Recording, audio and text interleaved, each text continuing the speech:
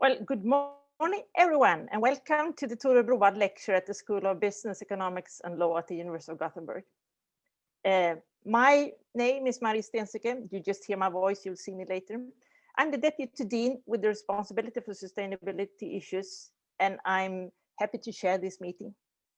Today, we at the school are most honored to present Professor Mariana Mazzucato to give the 2020 Tore Browaldh lecture. A special warm welcome to you, Mariana. Before I introduce Professor Mazzucato, I just want to say some words about Tore Browaldh lecture and the school. In acknowledgement of Tore Browaldh's many years of service as a board member at AB Volvo, the board of directors of the company allocated resources to a foundation to be administered by our school. The purpose of this foundation is to arrange a public lecture once a year, known as the Tore Browaldh Lecture at the School of Business, Economics and Law, the University of Gothenburg. And that should be within the field of economics or social sciences, with priority for subjects which illustrate the relationships between economics, economic theory or economic systems on the one hand, and social attitudes, political systems, and philosophy on the other. The first lecture of this kind took place in 1989.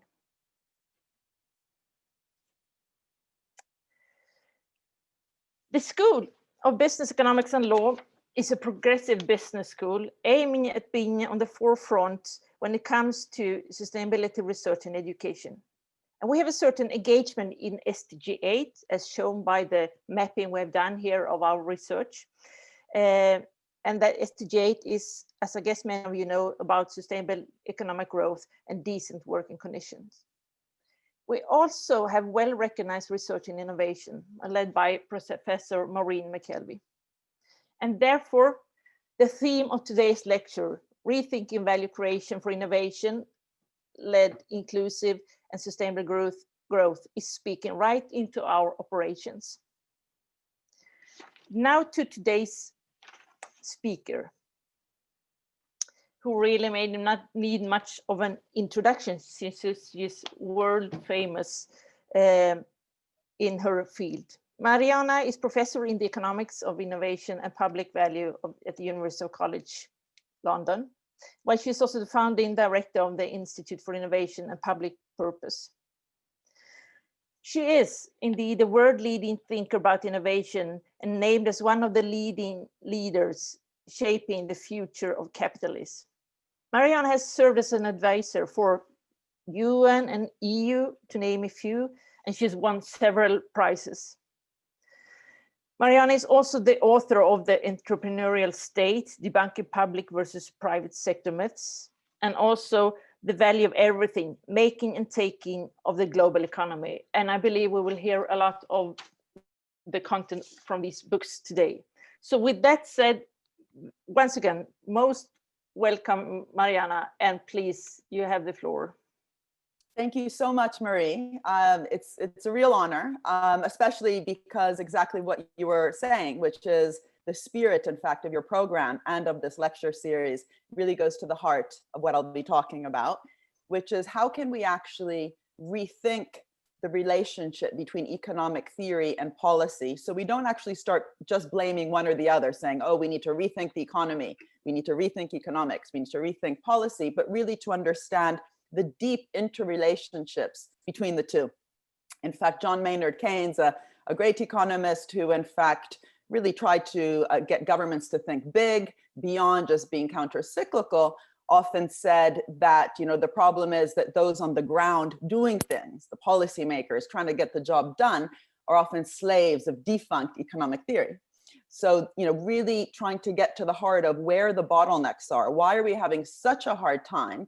As your lecturer last year, Marty Weitzman, who unfortunately passed away only 2 or 3 months after you know, his lecture, what he was talking about was, why is it so difficult to actually have, you know, proper economic theory to tackle one of our greatest challenges of our time, which is climate change? What is the relationship between being able to tackle this great challenge and the way that economic theory can actually inform it. So I will be very much in some ways building on, I guess, some of the last questions he must have posed in that lecture. Let me just share the screen now. This is always the difficult bit, which determines our future.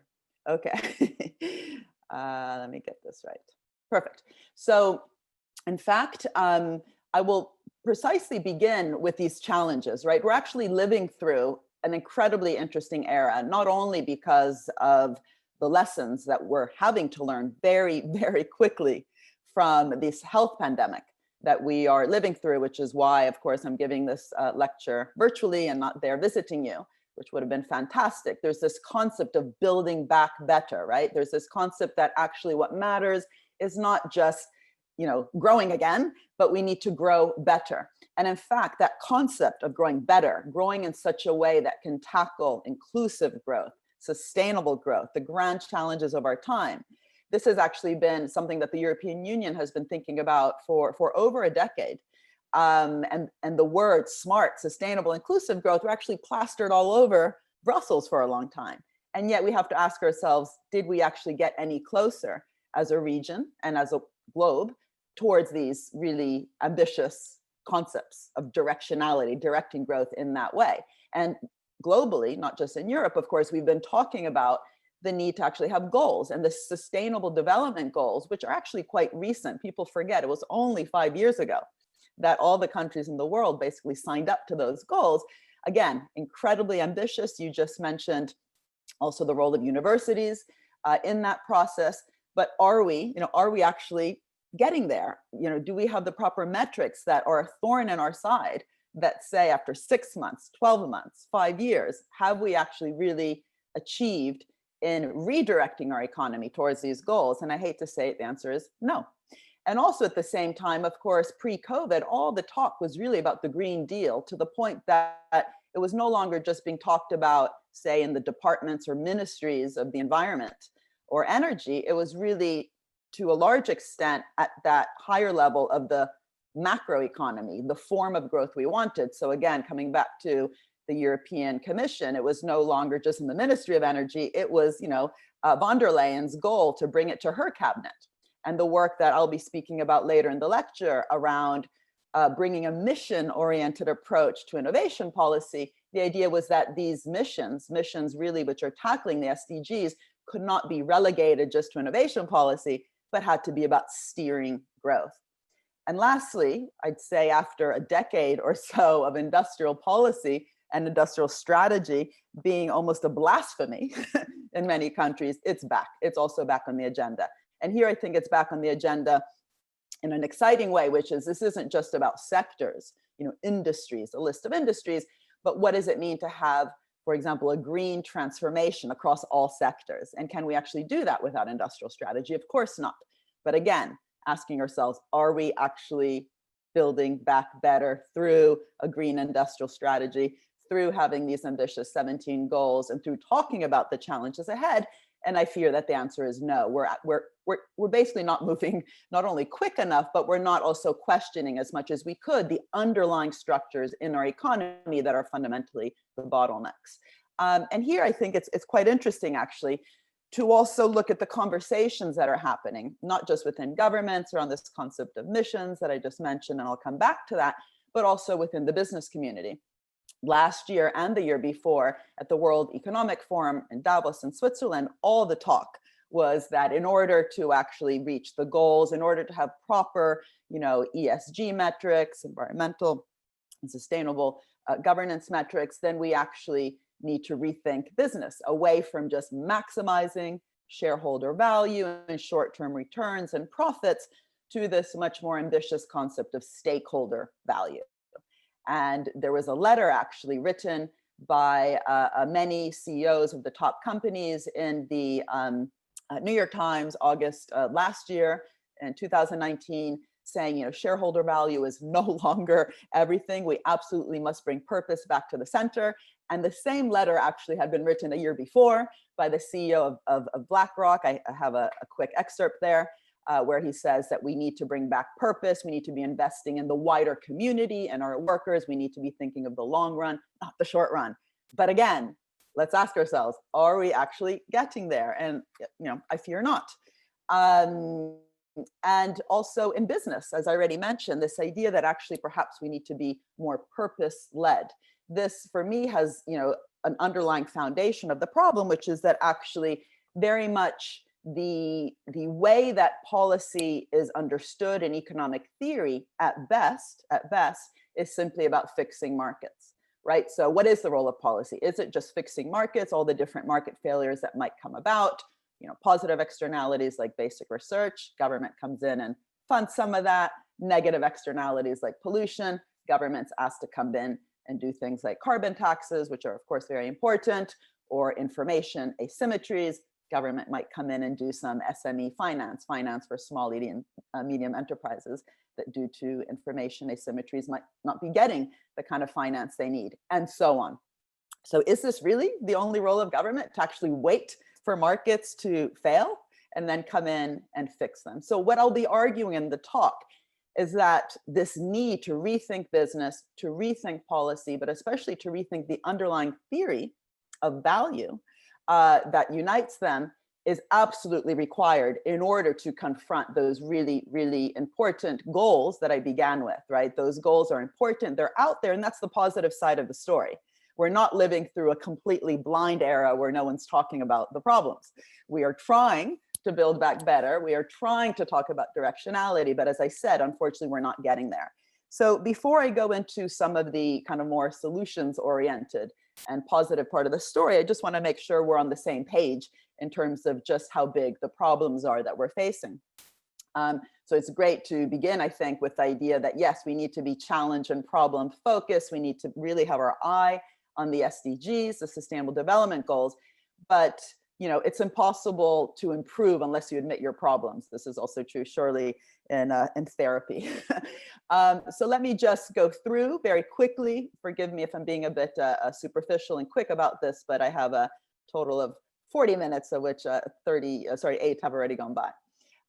So first, I think we need to be very clear about the extent to which we have a problem in the financial sector. This is also because many countries aren't just going through the COVID crisis, but are still actually trying to get get on their feet again after having gone through one of the biggest economic and financial crises of our time back in 2007, 2008. And what's interesting about the financial crisis is that, obviously it wasn't just about the financial sector, but it was indeed, at least in terms of the role of the financial sector, it was largely because it had become an end in itself. Right? Finance, in theory, is supposed to be kind of a medium of exchange to nurture the finance that's required in the real economy.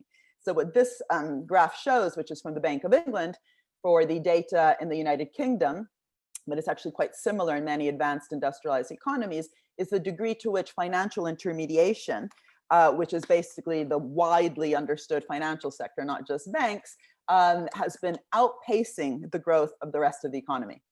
And some of my colleagues in the Institute for Innovation and Public Purpose, which I run, have been also looking into this. So this is some work from Josh Ryan Collins, who's used the Bank of England data, showing just how little of the finance that is coming out, for example, of the UK domestic banking sector even gets to the real economy.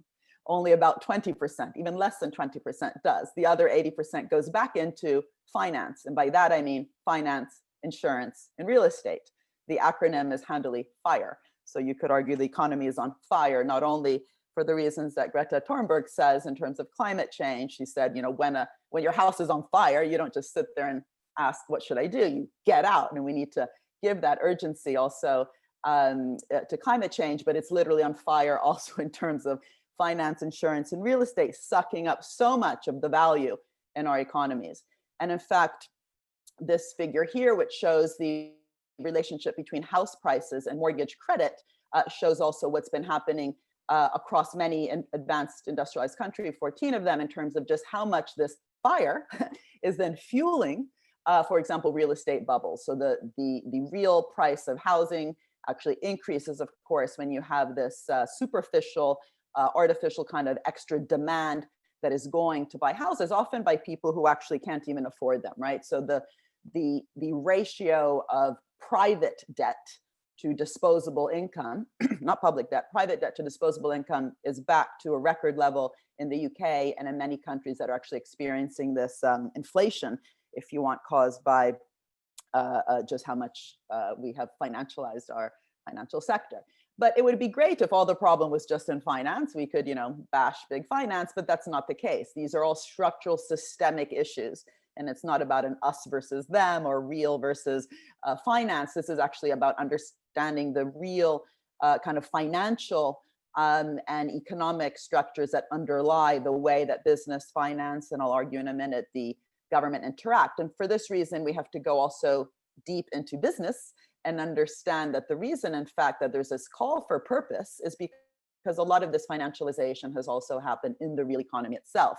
This figure here from the work of Bill Lazanik, who's done a lot of work on financialization of industry. We've co-authored quite a few papers together on it, shows that in the last decade, and I think the figures have actually increased even more since this data, so between 2010, 2020, but from 2008, 2017, over $4 trillion were used just to buy back one's own shares in the corporate community in the largest S&P 500 companies. And that's equal to 53% of profits. And that was along with 3.1 trillion as dividend payouts. So this kind of, one could label this as a problem of value extraction. That's how I actually call this problem in my book from 2018 called The Value of Everything, Making and Taking in the Global Economy. This could be, put under the heading of taking, not making. So when that extent, right, it's really the extent of share buybacks. When it reaches that level, one needs to start worrying, especially in the sense of what it's actually doing to investment. You'll remember that GDP can be broken down in different ways. Yes, it's not a perfect measure, but it's actually quite useful to look at these kinds of trends. So the fall in business investment globally, due to this value that's being extracted out, not being reinvested in the economy and human capital formation and research and development, but just being used for, or to a large extent, being used just to boost shares, stock prices, stock options, and surprise, surprise, executive pay. So the inequality kind of figures also that Piketty and others have been talking about, of course, is also related to these kinds of issues. And in fact, the third problem of the five I just am going through very quickly here is, of course, that on inequality. And there's all sorts of reasons inequality has been rising. Some talk about globalization, others about technological change, and also thinking ahead what the effect of the robots will do to labor, employment, skills, and wages. But to a large extent, this is also a problem, as I just mentioned, on the lack of reinvestment in workers themselves, skills, which are of course very important, especially in the digital era. They don't fall from the sky. They don't even just come from government training programs. In the past, they were also very important as outcomes actually of business investment itself. People were invested in the companies. They didn't have these 0-hour contracts. They were valued. And it's not about going back to some sort of romantic heyday period, but really trying to better understand what is in fact the relationship between corporate governance and inequality. And this, by the way, I think is extremely important, as I already mentioned, when we have these discussions about innovation, because if we just blame the robots, we're kind of missing the point here. In fact, David Ricardo, one of the first, kind of proper economists, already was writing in the 1820s about the problems with mechanization and what would it actually do to wages, to employment. And he wrote a chapter called On Machinery in his famous Principles of Political Economy, where he was actually asking the very questions people are asking today about robots, wages, and jobs. But then what happened for about 200 years, or at least 150, is that, yes, mechanization was labor displacing. Many people have written about that. But as long as profits were being reinvested back into production, the new jobs appeared, and also productivity was increasing, but especially new jobs appeared, new skills were needed, et cetera. So really, making that connection between lack of reinvestment and this robots problem, I think is essential. And fourth, huge climate problem. So the IPCC report has told us we only have a decade left. We're not moving quick enough.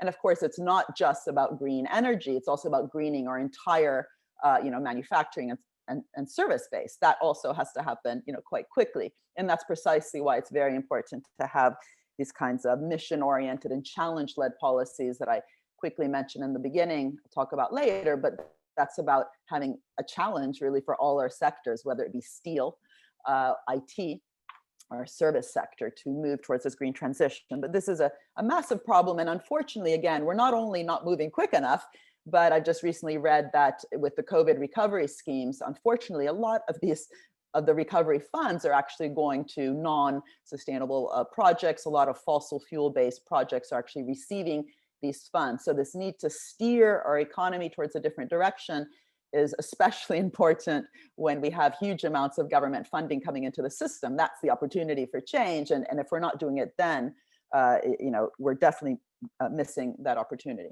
And lastly, the fifth problem, which is really in some ways what I'll be focusing on, because I have focused on that a lot in my work, but I continue to think that this question of purpose needs to come to the center of how the public sector is organized, how the business sector is organized, but especially how public-private relationships are structured. And so this idea that at best government is there to patch things up, fix different market failures, I believe has been central to the problems we're facing, central to our inability to act, not only quick enough, but ambitiously enough in terms of really using both any crisis opportunity also to rethink the sources of the crisis, but also to use it as an opportunity for change. And I've been recently writing quite a bit about that in the New York Times, Project Syndicate, and Time recently, if anyone's interested, just on what it actually means to use a crisis as an opportunity. Anyway, so this fifth problem is I profoundly believe the state is not structured in such a way that even allows it to move forwards in such a way to direct an economy, because it's been framed as just fixing market failures. As true, as important as all these failures are to understand, if we just see it as a bandaging up process, we're not going to move quicker. So what I want to do in these last 20 minutes is really to go through a more positive part of the story. What do we actually then need to unpick? How do we move forwards? What is the problem? And I want to begin with where I just finished, which is we need to rethink public policy. And this is what I wrote about in the Entrepreneurial State, where I looked at the history actually of big innovations of our time, and what the state actually, what its real role actually was, and especially looking forwards, if we want a green transition, what might it need to do? And it's going to be much harder because all the problems that I'll be talking about here, but also that this lecture was founded to do, as Marie was talking about with the SDGs, those problems are even harder than some of these kind of technological big changes that got us to the moon and back. So think about what is the underlying approach to value that is also going to allow us actually to bring that notion of purpose to the center of the system, of how public-private interact, but especially rethinking the value that's actually created by the public sector, which I think is such an important question today as we look to healthcare workers and the essential workers and the key workers to help us survive this health pandemic, and yet we don't know how to value their work. So there's this irony that we're clapping health workers, and I'm sure we'll be doing it again now that the pandemic has, caused lockdowns again, and the essential workers are in the front line. But if we don't know how to value their work, for God's sakes, it's an insult simply to be clapping. And the third set of work I want to talk about is the work also that I set up my institute here at UCL really to foster, which is what does it actually then look like to bring that concept of purpose and missions to the center, as I mentioned, of policymaking. And I'll go through some examples from innovation policy, but also industrial strategy. So let me start moving a bit quicker, otherwise I'll never get there. But I do have 20 minutes left, which is usually quite a bit. So the state, let's rethink the state, starting from that last problem that I talked about. So, what I always find incredible is how we, even those who actually believe in the role of policy still don't necessarily kind of debunk this idea about where the creativity lies, right? This notion, again, that the state is there simply to fix markets kind of sets it up in some ways for failure, right? You're there to de-risk, to enable, to fix markets, to level the playing field, to set the rules of the game, and then get the hell out so the creative ones can do their thing, right? So this idea that creativity, dynamism, and value itself is actually hosted within the firm, and the firm creates value, and the state is there to fix the problems that arise along the way is basically just a cartoon image, which unfortunately also becomes a self-fulfilling prophecy if we don't start investing within state institutions to be as creative, dynamic, thinking out of the box as the private sector. And in fact, I love this quote because it was just so stark, but it's really the editorial line almost every week of The Economist, which of course doesn't completely ignore government, but just relegates it to this, again, market fixing role. This quote was from a special edition, which was looking at the future waves of technology. And it was very clear what they were advocating, which completely comes from the standard approach. Governments don't know how to actually make concrete investments. They should stick to the basics, fund, infrastructure, schools, hospitals, but then please get out of the way and leave the rest to the so-called revolutionaries. And what that completely misses out on, which I argued in my book, The Entrepreneurial State, was actually that some of the most revolutionary changes, whether it's in the pharmaceutical industry, in the internet, et cetera, actually were fostered by government doing much more than just fixing markets, but actually making high-risk investments, being an investor first resort, often much earlier than the business sector was even willing to confront the uncertainty and the risks underlying innovation, which is not to say, oh, look, government is great, but hey, how come we've missed this? How can we not even have included this in our regression models of, this important role that government plays early on, high risk stages, but also throughout the whole innovation chain. It's not just about basic research and then letting the venture capitalists and businesses take off with the innovations. What has actually been very important for the development of almost all these technologies, especially more recently, if you look at nanotech, biotech, surely the internet economy, but also space, what's happening today in the space economy, is you actually required basic research, applied research, but also early stage long-term finance provided, whether it's through the kind of, small business innovation research programs in the US that work through procurement for small, medium enterprises, or globally, if you look at the role of public banks. In Europe, we have the European Investment Bank, in Germany, the KfW. Often these public banks will have actually venture capital funds within them, which are much more patient than, say, the exit-driven venture capital model, which wants to exit often in 3-5 years. And that rush to exit to earn a return has actually caused quite a few problems in sectors like the biotechnology industry, which now has all these PLIPOs, productless IPOs, because of that rush to exit. And what's even more interesting is that what we've ignored is the structure of the public organization. So in the entrepreneurial state, I looked at the iPhone, I kind of broke it down and said, if you don't like what I'm saying, then throw out your iPhone, because what makes it smart and not stupid was actually different types of public funds coming out of particular agencies, whether it's DARPA, but also, of course, in Europe, without CERN, we would not have the World Wide Web. Without the US Navy, we wouldn't have GPS, and so on. And what's interesting, and again, this is why I've set up the Institute for Innovation and Public Purpose, is we need to go intra-organizationally within the state, as just as we do within businesses in business schools, right? The Harvard method of case studies of what made businesses actually competitive. We need just as much attention to strategic management, decision sciences, organizational behavior within these public organizations. Also, again, thinking ahead, if we're going to be tackling these very important challenges, do we need challenge-based agencies? What's the internal culture of welcoming risk, trial and error, experimentation, being a learning organization? And so this is also why I think, and I'm kind of sneaking up here on this concept of missions, but already back in, I think it was 2014, I organized a conference with global leaders in different governments of mission-oriented agencies, which are exactly those kind of DARPA type organizations. And I remember Cheryl Martin, she was at the time the director of ARPA-E, which was built to kind of emulate the risk-taking for big bets that could really affect growth, emulating DARPA, but in the Department of Energy. And she said they actually measured their success by how much risk they were willing to take and how much economy-wide impact their successes had. But that notion of welcoming risk-taking within a public organization is quite strange, when as soon as a civil servant makes a mistake, they're on the front page of the newspaper. And yet venture capitalists will always brag about, yes, we failed again, but then big success. In fact, for every success, you often need to accept that there might be 6, 7, 8 failures. But what does that mean for a public institution to welcome that experimentation towards big goals? And here I just think it's really interesting, just looking at the websites, at the mission statements of many of these organizations, they don't talk about themselves as fixing markets, but actively shaping and creating them, changing landscapes, not just fixing them.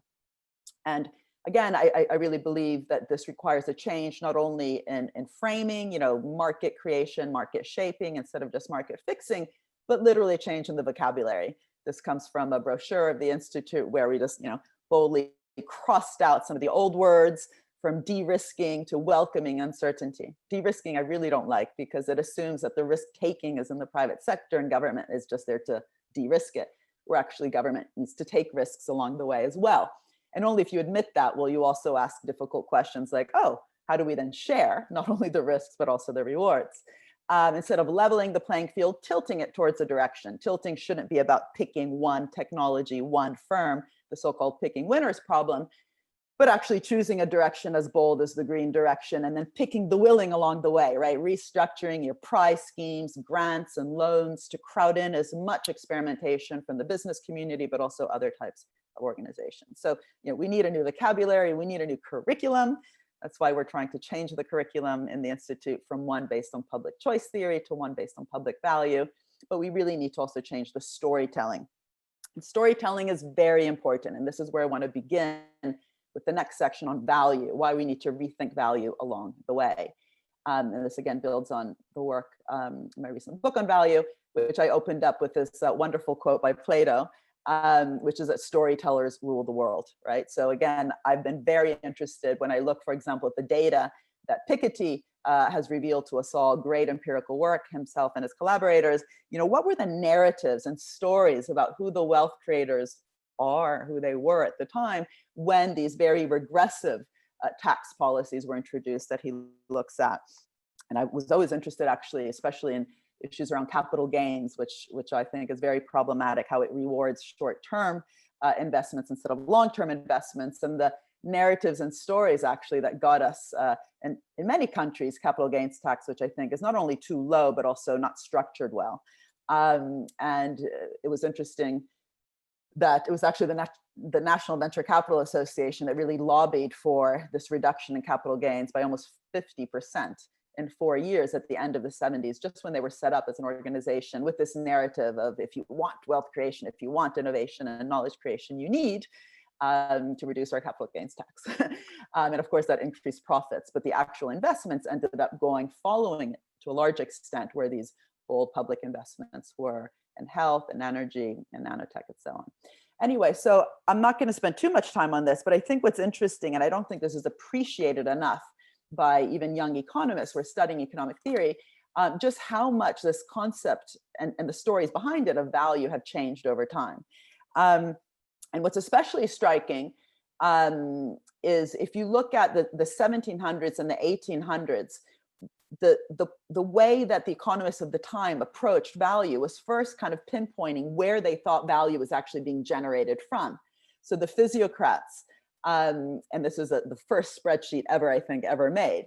Francois Canet and Turgot and these French economists were called physiocrats. They were especially, concerned with where is value coming from during the agricultural revolution. It's not surprising they thought it came from farm labor. But what they ended up then doing, which I think would be a very useful exercise today, not that we have to go back to their value theory, but the way they looked at the problem, is they looked at it very objectively. By objectively, I don't mean in a deterministic way, but they actually looked at who's doing what, who's earning what from that, and how are the funds being circulated throughout the economy? And is that good for the economy or bad for the economy?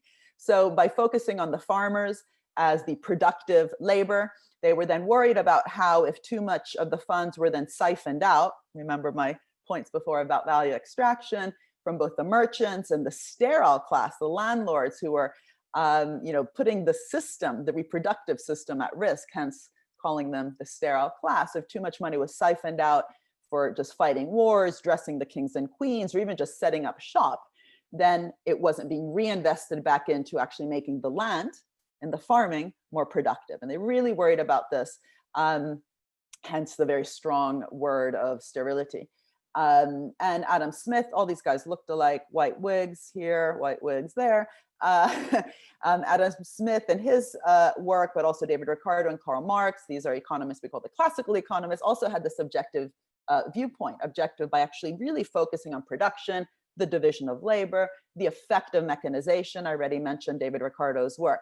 And this graph here, this figure, is looking at the pin factory example in The Wealth of Nations, Adam Smith's great volume, where he was, concerned that because they believed that value came not from farm labor, but industrial labor, given the period they were looking at, or living through, then what was really required was reinvestment back into making the system more productive. So this is the famous pin factory example where Adam Smith argued that if you increase the division of labor through these 18 different tasks of making a pin, you would make exponentially more pins than if one worker had to do the whole process. And so this focus on the division of labor, and then also later more by Ricardo and Marx and mechanization, also made them ask whether the source of value and how it was being created would be put at risk, not only from the siphoning out of funds, which Adam Smith actually called rent robbery, but also, for example, Karl Marx was interested in if the source of value, in his opinion, was labor exploitation, what would actually then happen when the capital labor ratio increased due to mechanization, if the source of value itself until then had been exploiting labor, if you use less and less labor, what will that do to the rate of profit? And by the way, what's interesting and also not much appreciated is that the concept of the free market, which everyone uses today, they cite Adam Smith, was not about free from the state. It was actually free from rent. Adam Smith, who put that concept forward, was not anti-state. He was very much anti-value extraction, anti-rent.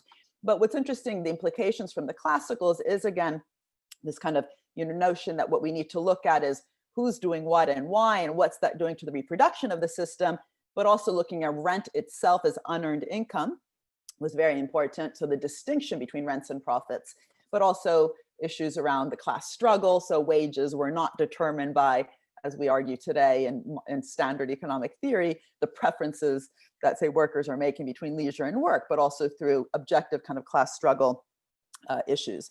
And this focus on production, reproduction, mechanization, income was, I think, quite useful also in asking some of the big questions of our time today in terms of inequality, who's getting what and why, but also what might happen with mechanization. But really, what is interesting is the big difference that then occurred between classicals and the neoclassicals. The classicals had a theory of value. It changed over time. They were actually quite different between Smith, Ricardo, and Marx. But also, the physiocrats in the 1700s had their theory of value. And they began with those questions, and then they looked at exchange, and then they looked at market prices and what they might be. What actually then happened with neoclassical economics was the reverse. Instead of going from value to price, the idea is you have price, and that reveals value. And that's very much also due to this shift from objective to subjective. Subjective meaning it's all about individual decision making. So firms are maximizing their individual profits, consumers are maximizing their utility, workers are maximizing these decisions of leisure versus work, and then you get these supply and demand curves which meet at a unique equilibrium price, and that price reveals value. Indeed, even what we put into GDP are only things that have a price. We don't actually ask, like the classicals and the physiocrats, just because a particular area of the financial sector, hedge funds, derivatives, credit default swaps are earning fees and income. Is that valuable, or is it just moving around existing funds, as in the physiocratic Excel sheet there? And I don't have time to go through these bullet points for sure, but what I argue in my book is these questions really, really matter. How we understand where value comes from then determines all sorts of fundamental questions like who earns what and why. I was very struck in 2009 when the head of Goldman Sachs said that Goldman Sachs workers were the most productive in the world. You might think he's crazy to say that 1 year after the financial crisis, when Goldman Sachs got bailed out $10 billion by the taxpayer, but actually he was right. In terms of how we measure value, when we confuse value with price, yes, of course, Goldman Sachs workers are the most productive in the world if we're confusing also their income with the value that they're actually creating. It determines what we put into GDP. Again, feminist economists, environmental economists have talked about this for a long time, that we're not valuing such essential areas like care, which again is very important during a health pandemic, and we're not valuing the planet. So just because we pollute, GDP will actually go up because someone has to go clean it up. It determines the governance of organizations. This concept of shareholder value is nested within these problematic ways of thinking about value, pricing of medicines, how we govern digital platforms, and the role of the state. So again, I'm not going to go through all this. This would be a 2-hour lecture, but let me again finish with that idea of the state. That, you know, what's interesting is that what we actually put into GDP, as I already mentioned, are only those things that have a price. So lots of what the state actually does, like producing public education, public health, if the output is not valued because it doesn't have a price, it's actually impossible to measure the productivity of that area, output per input, because we only are looking at the costs of school teachers, the costs of nurses, the cost of a hospital. Hence the concept of spending, instead of seeing it as an investment in the long term, in the ability of an economy to be more resilient, more healthy, more innovative. I've already talked about the very problematic way of thinking about the value that's created by government as simply fixing, actually. It's not even creating value, fixing the value created elsewhere. And in fact, all the curriculum that's actually then fed to civil servants is about, you know, not only about fixing markets, but also, and beware, because the risk of corruption and capture and nepotism. So just literally stick to your bit and worry that government failure is even bigger than market failure. So stick to your area, do that well, and leave again the rest to the creative business sector. And this, of course, has also fostered, again, I don't have time to go into the details, but a lot of the outsourcing and privatization, which we've seen in many countries, has been founded actually upon some of these assumptions. And you know, just a quick example here, what's absolutely striking then is where this completely fails in such an obvious area like health innovation, which just in the US government spends 40 billion a year on innovation in the health sector. And yet then we have a pricing formula called value-based pricing, which doesn't take into account any of that money. It's literally almost what the market can bear. So this was a Bloomberg Business Week cover page showing the cost of a drug for hepatitis C, which actually was largely funded by the taxpayer. And then the price itself doesn't look at the value that was created also by the government. And yet the actual underlying formula is called value-based pricing. So it's absolutely mad. In my last 5 minutes, I want to come to this third area of purpose. And all these are kind of related, right? How we understand the state, the underlying premises of value creation nested within our economic theory, which dismisses really the value that's created in any part of the economy that's not the business sector and looks at the rest as just redistributing, fixing.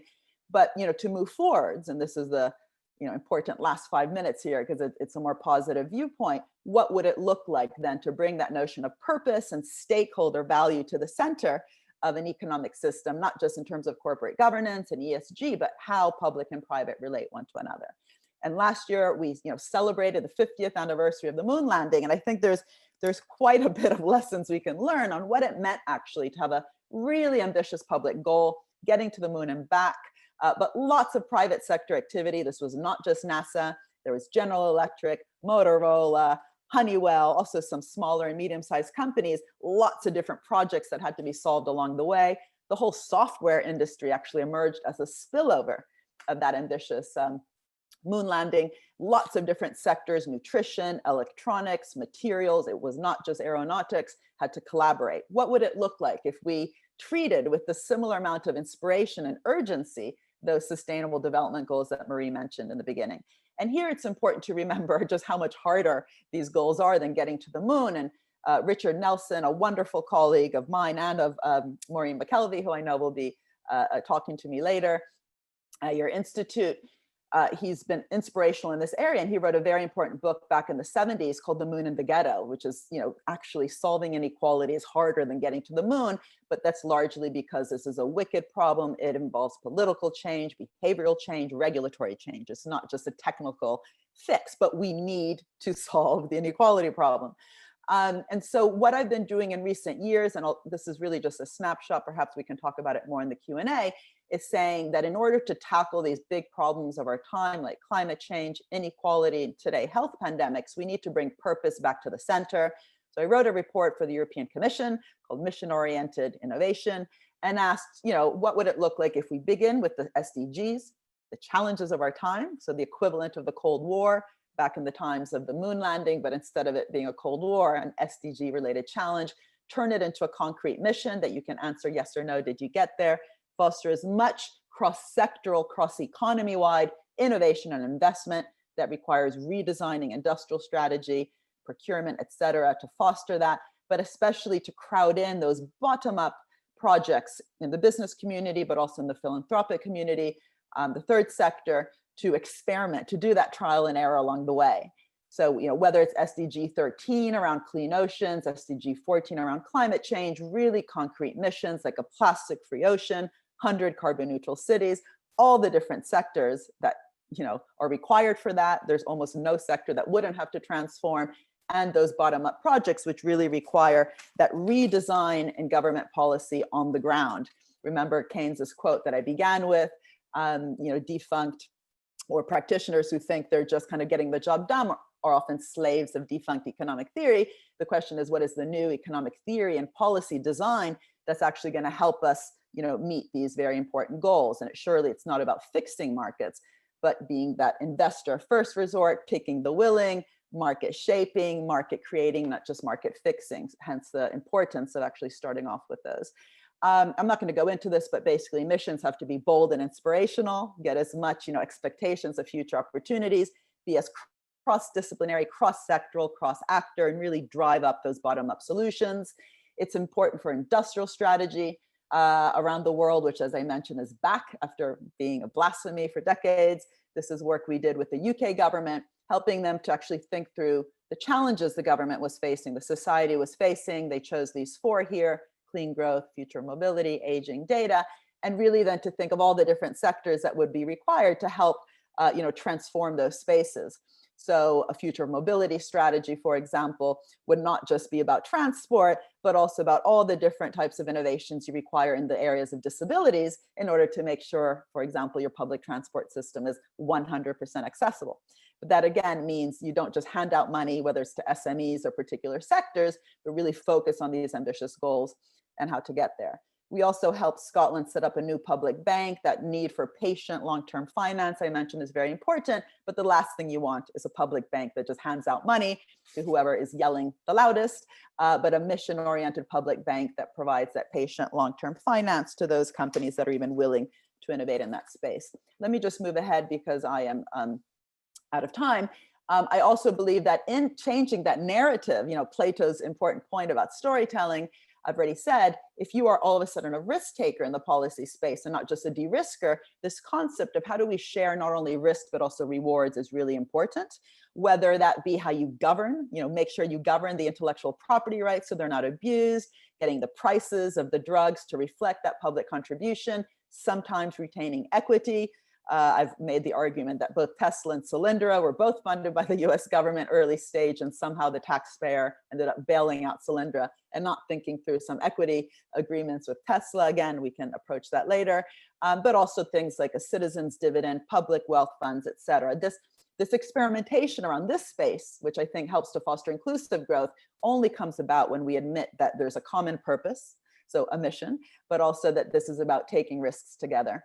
And this particular period we're living through, the health pandemic, this is my last two slides here, I think is a particularly interesting moment to ask this, because there's all this money being put into the system, right? 2 trillion total of economic recovery funds in Europe, of which 800 billion are the EU Next Gen, same amount of money in the US, $2 trillion. But unless we structure it to confront these issues I've been talking about, it'll be a missed opportunity. So we don't just race towards a vaccine.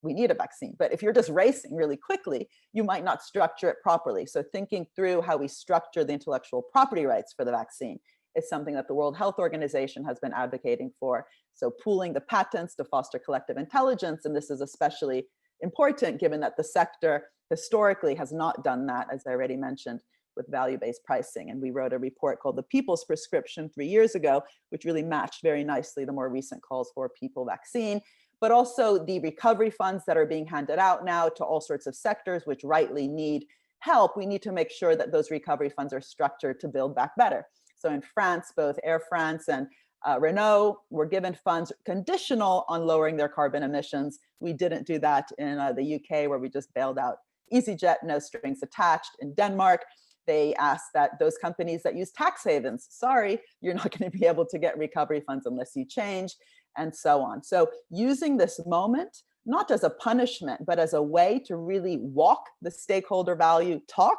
this is the moment, especially because government does actually have quite a bit of leverage, given just how much money is being put in the system. And I'll just end with our quote of, in the Institute, which is, in order to build back better, we have to rethink how public value, but really value more generally, is created, nurtured, and evaluated. And if we don't do that, it'll be really hard to confront the biggest problems of our times, the Sustainable Development Goals, which your lecture series, I think in a great way inspires us to think about. Thank you. Sorry, I went a bit over. No problem. Great. Thanks, Mariana. That was truly inspiring. And it's shown by a huge number of questions that come up in the chat box. So interesting to listen to you and inspiring to think in new ways about the economy. I made a lot of notes. I believe in many others has done as well. So now we take the questions and answers. And I would first invite my colleague Maureen Mckelvey to pose a question. And Maureen will make it in live here. While for the other questions, I will read them out from the chat box. But please, Maureen. It says that my video wouldn't start here. You closed it. I know what you look like, though. Yeah, I know. Rosemary, you just need to click a button. Beautiful mind. Start my video. There we go. Hi. Ciao. Now it seems like we're really together. Yeah. Great to see you. And I really wish you were here in person. Me too. Yeah. And you do have a standing invitation to come back whenever that might be possible. Great. And it's great the digital forum works. We got so many people who could join us today for these conversations. And I guess, as everyone guessed by now, we've known each other for a long time with the Schumpeter Society and the EU projects and your special issue that you did on mission oriented. And that's right. That's really good.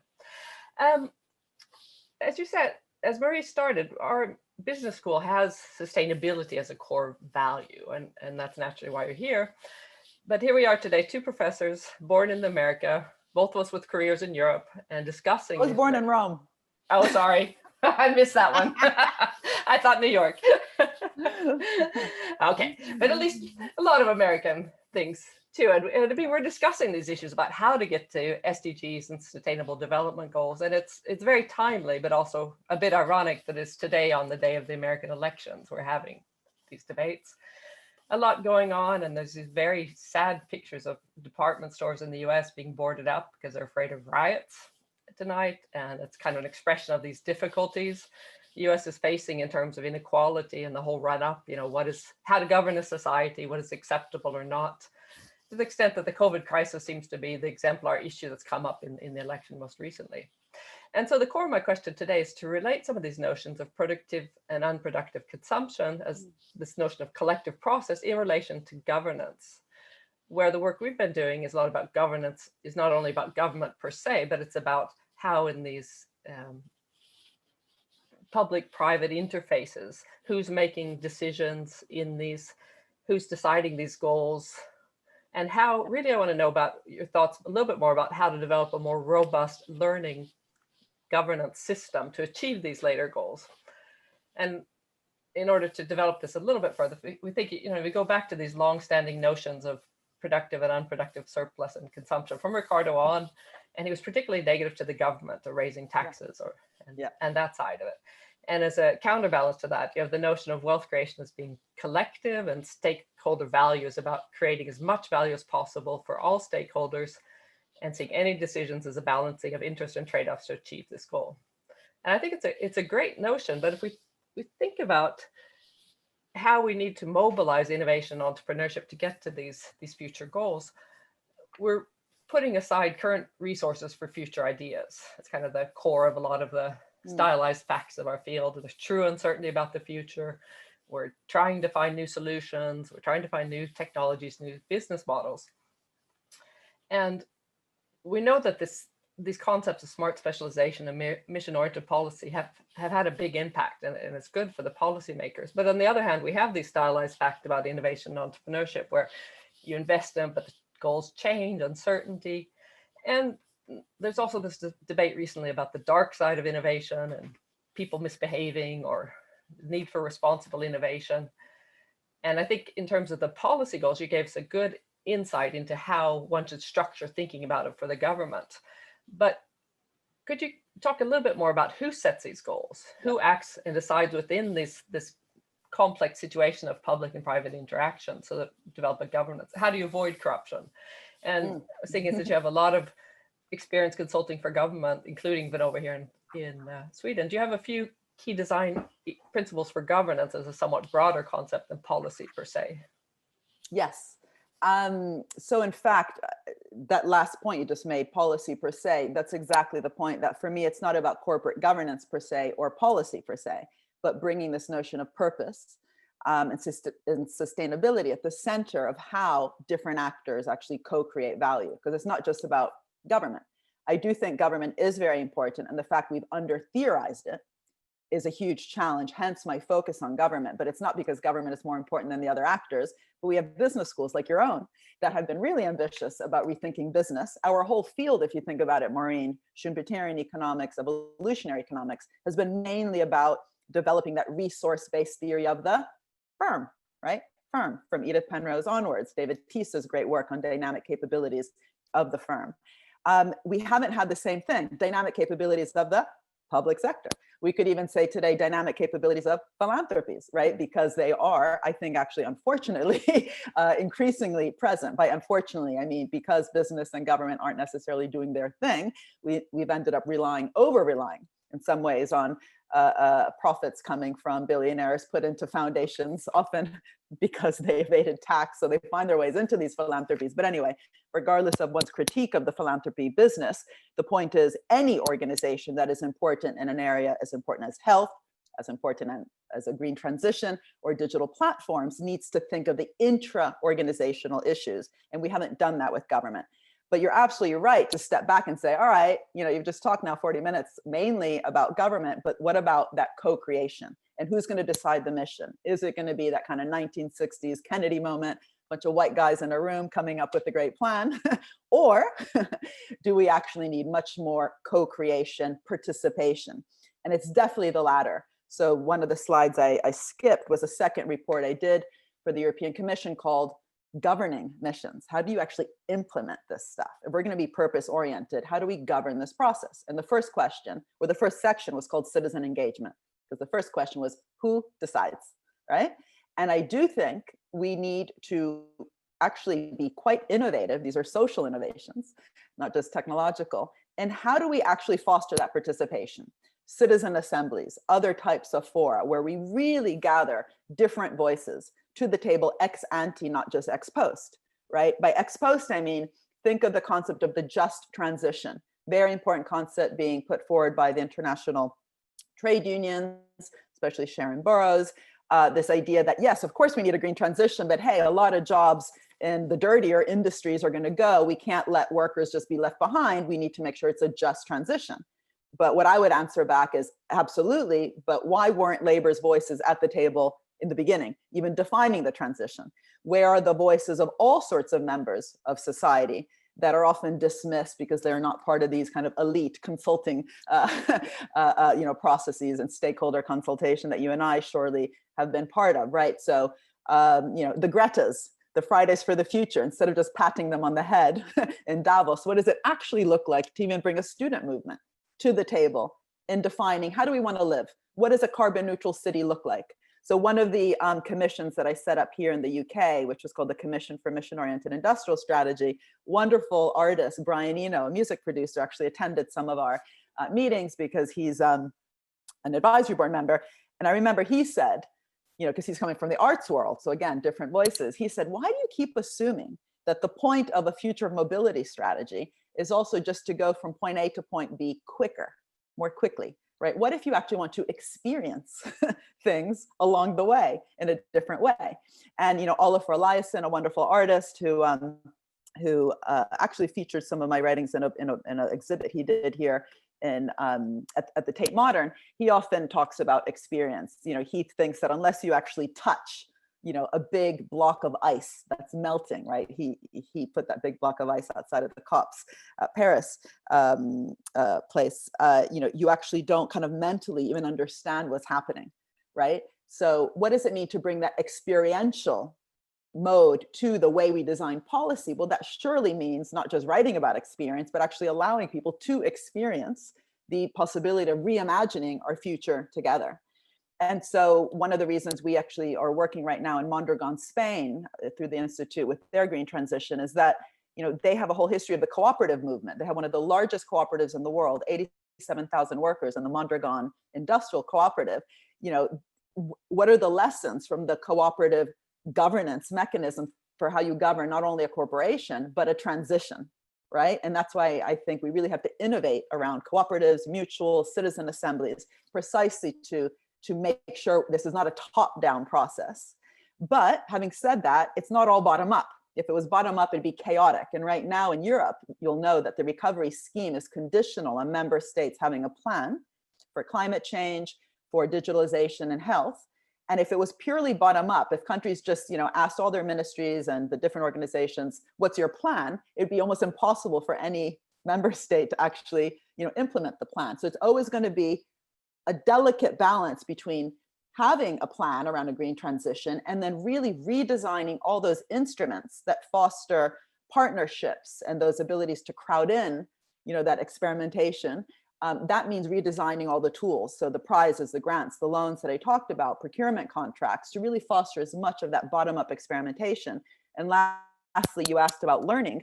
This actually requires saying, governments have to learn along the way, just like we know in the business community, it's trial and error. It might also, it's also true within government, but government hasn't been fostered to see itself as a learning organization, to welcome trial and error.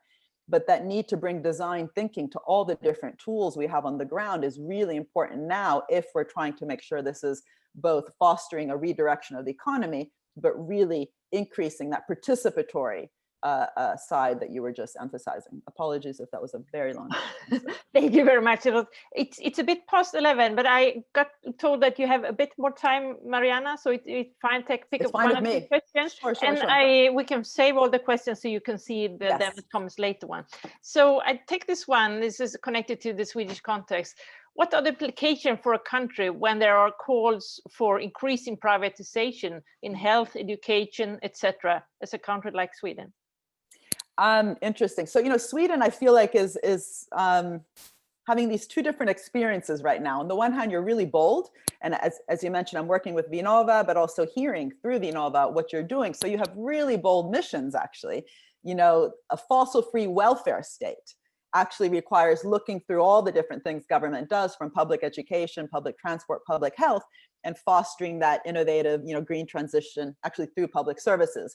So you have a really interesting program around school meals, having healthy, sustainable, tasty, not just IKEA meatballs, tasty, that was a joke, school meals, that actually requires transformation along the whole value chain of school meal production, distribution, and consumption.